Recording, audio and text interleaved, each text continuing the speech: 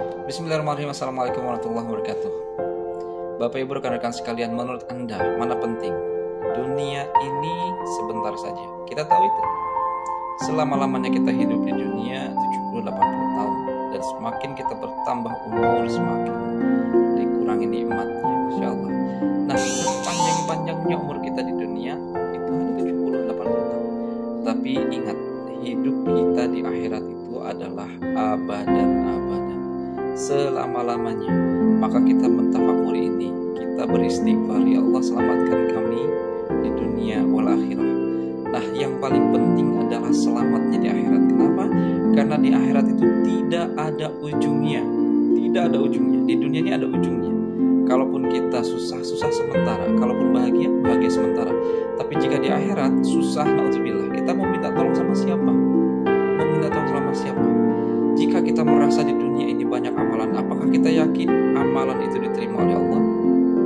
Tidak ada yang tahu. Nah, mungkin kita sholat, selama kita hidup di dunia, kita merasa kita sudah melakukan sholat, tapi apakah yakin sholat kita diterima? Bagaimana kita tahu jika kita tidak mengetahui syarat rukun sahnya sholat? Kita tidak tahu bagaimana cara membaca Fatihah yang benar. Syarat rukunnya kita nggak tahu. Ya, batal daripada sholat kita nggak tahu. Gerakan seperti apa yang tidak boleh dilakukan saat sholat. Sholatnya aja kita nggak tahu. Padahal ini amalan penting yang pertama nanti akan ditanya. Nah, itu baru sholat.